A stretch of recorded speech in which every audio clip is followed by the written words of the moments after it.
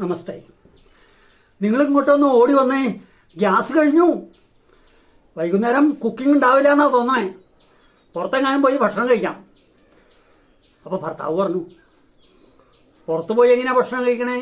ഹോട്ടലൊക്കെ അടച്ചിറങ്ങി. അടുത്ത വീട്ടിൽ നിന്നെങ്ങാനും കിട്ടുമെന്ന് നോക്കാം. നീ ഒച്ച ഉണ്ടാക്കാതിരിക്കേ. ബെസ്റ്റായി. അടുത്ത വീട്ടിൽ നീ ഒന്നുകൂടെ ഓടി വന്നേടി. എൻ്റെ വയറ് വീർത്തിറങ്ങി, ശ്വാസം മുട്ടണു, തലവേദന എടുക്കണ്ട്. എൻ്റെ മനുഷ്യ, നിങ്ങളൊന്ന് ഒച്ചെടുക്കാതെ ആ ഗുളിക എടുത്ത് കഴിക്കുക. അത് കഴിച്ചിട്ട് യാതൊരു കാര്യമില്ല.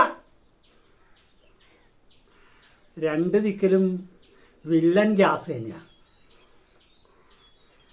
ഒരു ദിക്കിൽ പുറത്ത് ഗ്യാസ് ഇല്ലാഞ്ഞിട്ട്, മറ്റേ വീട്ടിൽ അകത്ത് ഗ്യാസ് അധികമായിട്ട്. എന്നാൽ കൂടുതലുള്ളിടത്തുനിന്ന് അപ്പുറത്തേക്ക് കൊടുക്കാമെന്ന് വെച്ചാലോ? അപ്പം നമുക്കാർക്കും അവിടെ നിൽക്കാൻ പറ്റാണ്ടാവും. എൻ്റെ ഗ്യാസ് മുത്തപ്പ എല്ലാവരെയും കാത്തോളണേ.